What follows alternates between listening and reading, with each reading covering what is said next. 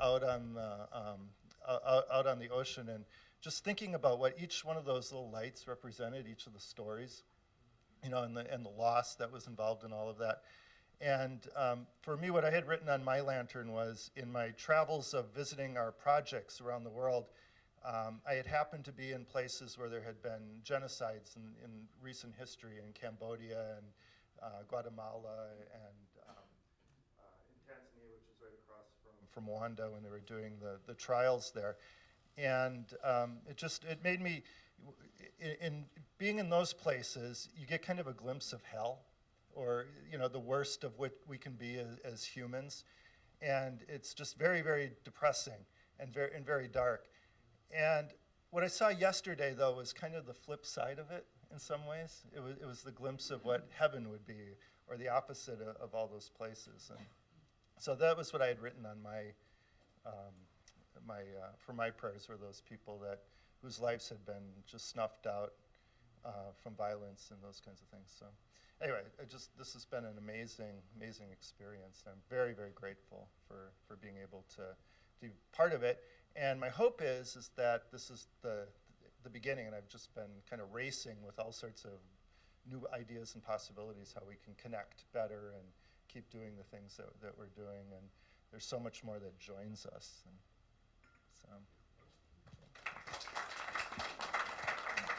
In some ways, perhaps only in Hawaii could I affirm my own Koreanness with what is Japanese, with my parents' identity as being Korean and Japanese, and all of those feelings and languages and identities, all of that coming together in a peaceful way.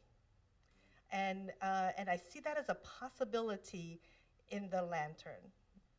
And so last year was my first time, and thank you, Charlene, for inviting me. And I had an incredible privilege of lighting, being one of the lighters of the Light of Harmony. And that was an amazing experience to be there as a woman clergy.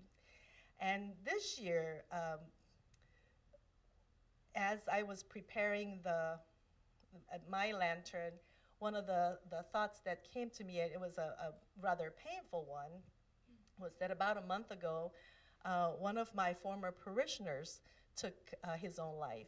And I knew him, I was his pastor when he was in the 8th grade. So in the welcome of being invited by Shinyoen, all expenses paid, treated like a queen, I kept thinking, these people are crazy. And they're gonna figure out who they're dealing with eventually, and I just kept working with that. I am a journal writer, and so I was journaling all about all of this and struggling with it internally. And I didn't know how it was all gonna come out. I finally shared yesterday afternoon at lunch, when I had lunch with a couple of friends, and they said, 98%, or at least one wise woman said that 98% of clergy feel like they were raised as outsiders, that they don't really fit, and that gives them the kind of strength they need to be compassionate. That was such a gift. It kind of, okay, I'll take that, but still, if they knew. And then when the time for the ceremony came, and I had written something on the 3 sides of my lantern, and they were prayers that seemed right for me, but sort of generic. But when I went to put the boat in the water, I felt these words bubble up in my heart as my personal truth, and it was just a whisper, I know the intentions of your heart. And that touched me. It told me that I really am an okay person. And it felt so deep and so much a blessing. And then looking around and seeing all these wonderful people grieving and sharing and loving, I feel like this has been a turning point in my journey, and that I've been doing interfaith work for the last 12 years. Well, I've been doing interfaith work my whole life. It's just who I am. And now I feel like I have had it's like an ordination to this. You know, there was a laying on of hands when I was ordained, and that really changed my life. But now I feel like I have been ordained to interfaith work, to claim it and to celebrate it and to say we're all bozos on this bus and we belong here. Every single human being, no matter how wounded. And I'm just very, very thankful.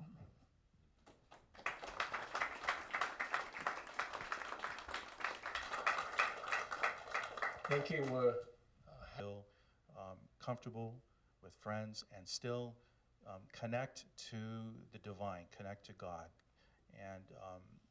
and bring us all together, which is what Shinaway and what we're trying to do too, is to have that experience of learning and appreciating, because as you so rightly have said before, it's not about going to the least common denominator of who we are, not at all.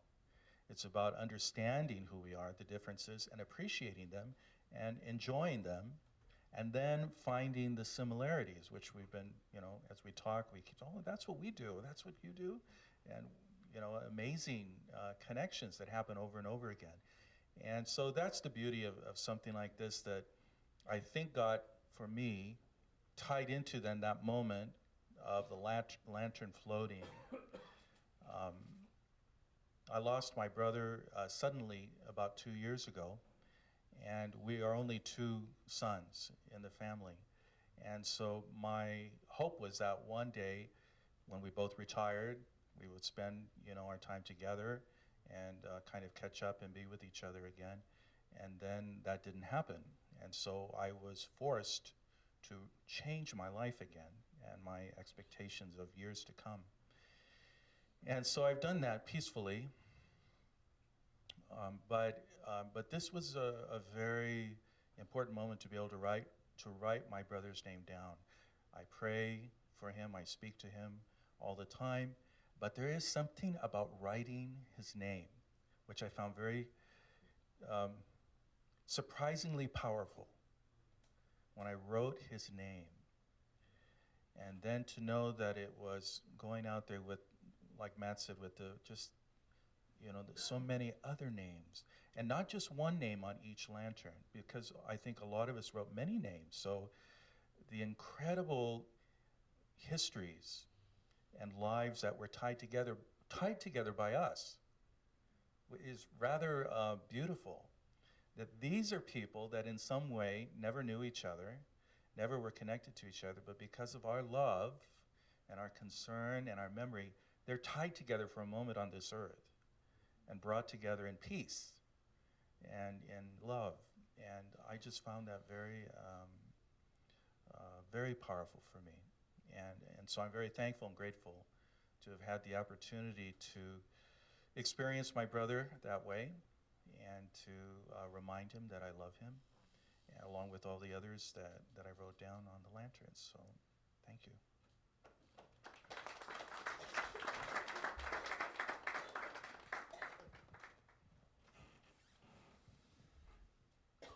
For years now, and there were 2 pieces that were really touching to me yesterday.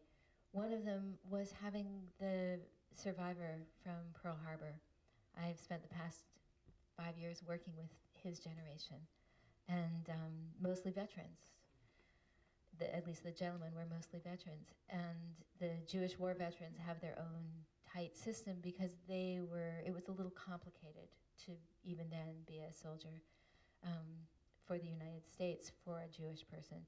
And so they remained very tight-knit. And so seeing him and seeing, as they walked him down so that he could release his lantern, seeing the respect with which the people helping him were treating him. And then I was watching him because I love to see his presence. And they were really clearing the area, and all of the little children would move away, and he's walking down the sand, yes, gently. And somebody says, well, is he going to go in the water? And one of the gentlemen helping him said, oh, I'm going to throw him in with the lantern. It'll be fine. So, you know, and he just thought that was great. He was so delighted to be, you know, teased so gently and so beautifully. And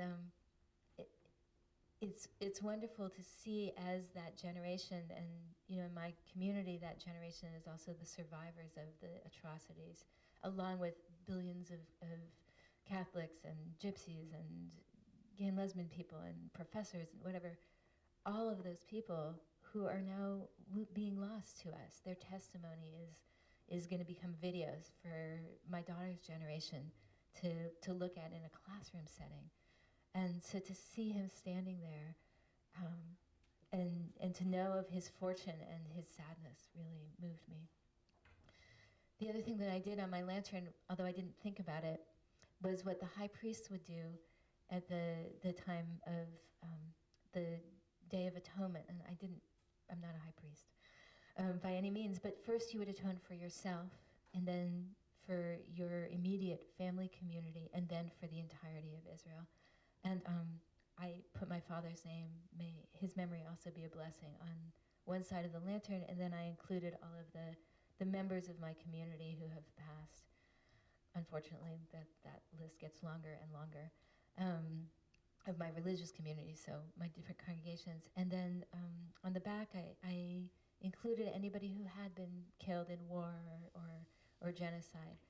And I felt like when I was done, that threefold thing could include my father in a special way.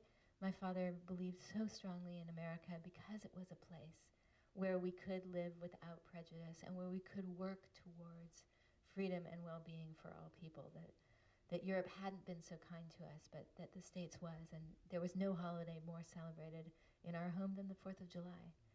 And I still have his flag because that was so important to him.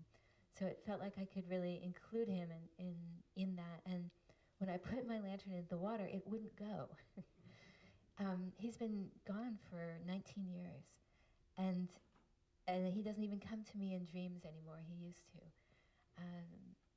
And there's so much, I'm sure you know, as time passes on, of the memories that you lose of people whom you have been so connected to, because you just get older and you gather experience. And so while I deeply miss him and love him, it's not the same as it was 15 years ago. But the lantern, and each time it came back to me in the water, and you know, I'm conscious there's all these other people who want to release their lanterns, and it always comes back with a side that I have his name written on it, facing me. And it came back to me 3 times. Right? It just kept turning, and so finally I walked out deeper, and I really gave it a push. And as I did so, I said, you know, that I was conscious to myself. I said I was really conscious of the fact that he was with me, and that I wanted him to be with all these people, all these others, because they have a special perspective on the world, that their presence as light in our lives can help to illuminate what it is that we do. And I think it was when I acknowledged that the lantern actually went out and joined the rest of them. And so I feel very privileged to have been part of this whole thing. Thank you.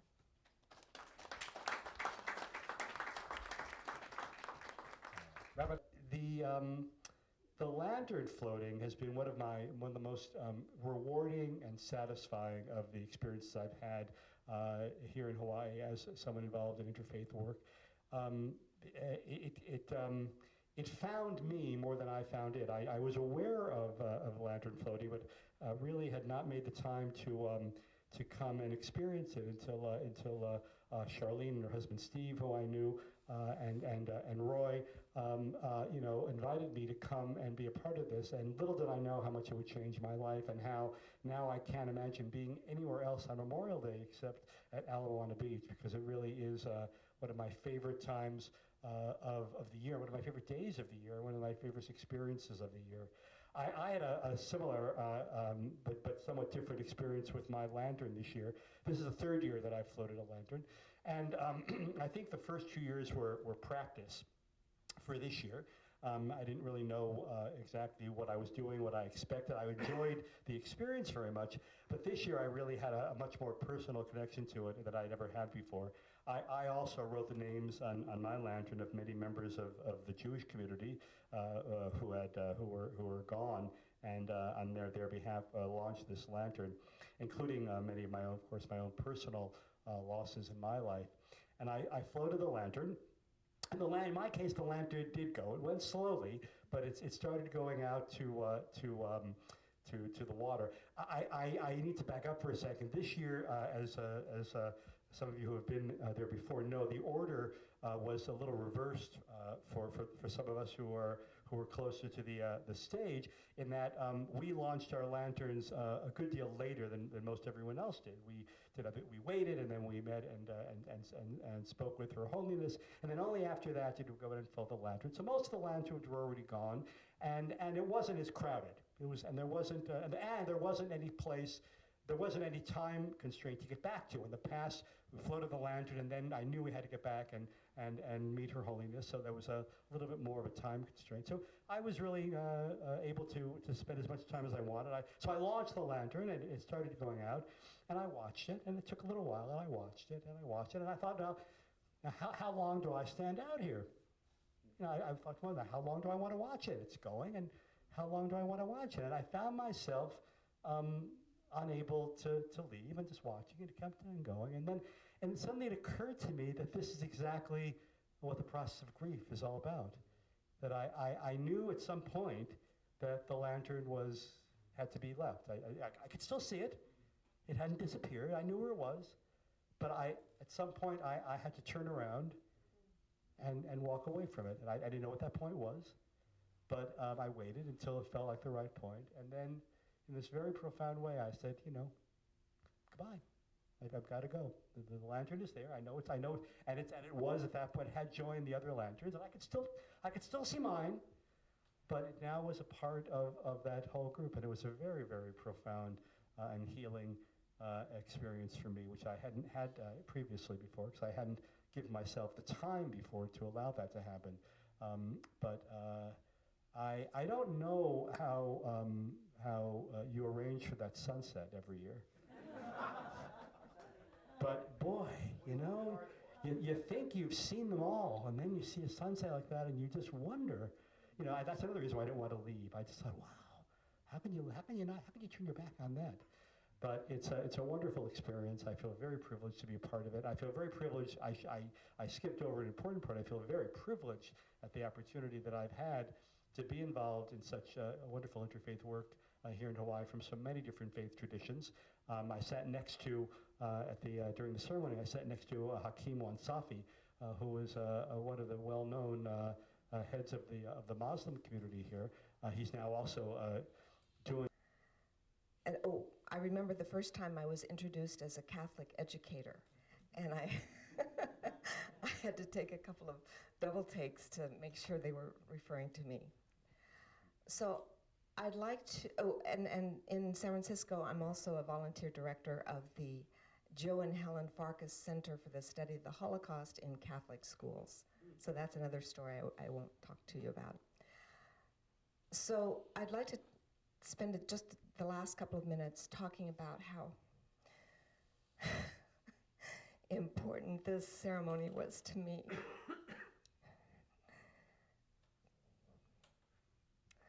So 12 years ago, I was diagnosed with a corneal dystrophy, and I was slowly going blind, but it was curable with a cornea transplant. And furthermore, if the disease progressed slowly enough, I might outlive the need for a transplant. So about 2.5 years ago, my cornea specialist told me that, no, you're going to need transplants in the next year or two. And I was sort of in big-term denial and thinking, oh, this is going very slowly, my corneas aren't changing, I'll never need one. Well, I did need one. So in 2011, I started doing a big-time research about what it meant to get a cornea transplant. And I'll leave out a lot of details, but to get what I considered the best treatment by the best doctor in the country, I had to go to Indianapolis, Indiana, which I did. And what creeped me out the most, excuse the vernacular, was the idea of having cadaver-donated tissue in my body. That was very hard for me. And I think Judaism does death very well, grieving and loss, with the stages, with saying yahrzeit, and so on and so forth. But I didn't have any model or any way to think about what it means to have someone else's tissue in my body. Not life-giving, but the sight-giving. So Yom Kippur 2011, I take Yom Kippur seriously. I fast, and even though I'm a liberal Jew, conservative Jew, I really get into it big time. And I found myself very, very impatient with the liturgy. So I was thinking about my donor, even though I didn't even know when I was going to have the transplant. I just knew it was going to be next year. So I prayed for that person, and I hoped that their death would be easy, because I knew that whoever it was going to die 3 to 5 days before my surgery. They need to have fresh tissue. They don't have the technology to freeze it. Artificial corneas are 10 or 15 years out. So I started developing what I considered a spiritual connection with that person. And it was very strong with me. In January 2012, I had my first transplant. And on one of the panels of the lantern, I asked God to bless this person. And because of privacy laws, I'm not allowed to know anything about them. I have a strong sense that it was male, and I know that in order for the transplant to be successful, it needs to be an older cornea. Younger corneas kind of curl up, and it's very hard for the doctor to put it in your eye. We're talking about microsurgery practically. They look at you through a microscope, a machine that allows them to see on the cellular level. Anyway, so the surgery was phenomenally successful, and I had almost complete recovery in my left eye, almost within a week of my surgery, 20/30 vision, correctable to 20/20. So last year happened, that was 2012. Last year was a very successful year for my husband and I, who are mediators together. We were very busy, and I didn't really have time to do the same kind of work in prayer and connection with my second donor. It was much more perfunctory. I had an attitude, oh, this is going to be so successful. You know, I don't really have to do all this. I had my second surgery in August 2012, and there was a little hiccup afterwards, and I've had a little more problems. And 6 weeks ago, I had another procedure, and so when I went for a follow-up, I now have 20/30 in this eye and 20/70 in this eye. So I don't know if it's the power of prayer or not that made the difference, because same doctor, same procedure, same everything. But when it came time to write my little prayer, I wanted to ask for forgiveness for not praying for the soul of my second donor. It's very complicated how I got that all on one panel. I didn't, but that was part of it. And it was also, I tried to thank God, because we don't talk to spirits in Judaism. We don't, at least I don't. And somehow by putting it on this panel on my lantern, and then walking into the water, which is very healing, it was like all my senses were engaged and focused on this need to talk to these two spirits who have given me sight. And I think the lantern ceremony allowed me to do that. And nothing else was able to do that for me. So I didn't even think about pushing my boat out or not, it just sort of glided away, and I watched it for as long as I could. And then as it melted into the other images of lanterns, it occurred to me, you know, we can do this here. Think of what the world could do if they had the same spirit of Shinyo-en, of giving and getting people together to work together on a common goal like this. So both personally and on a macro level, this ceremony worked very well for me. And I'm so grateful for being included in this group. Thank you.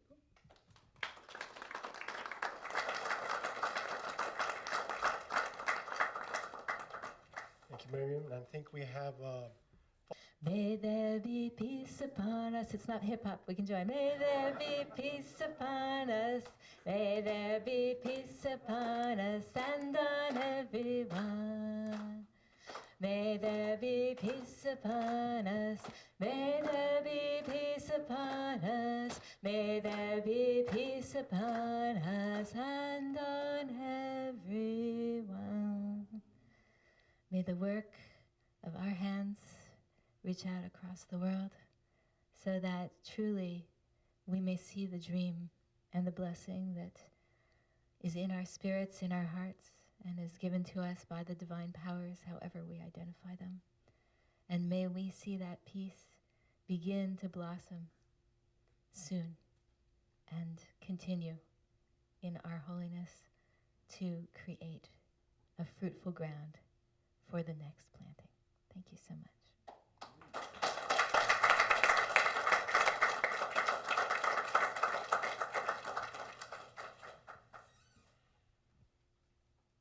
Thank you very much. And I believe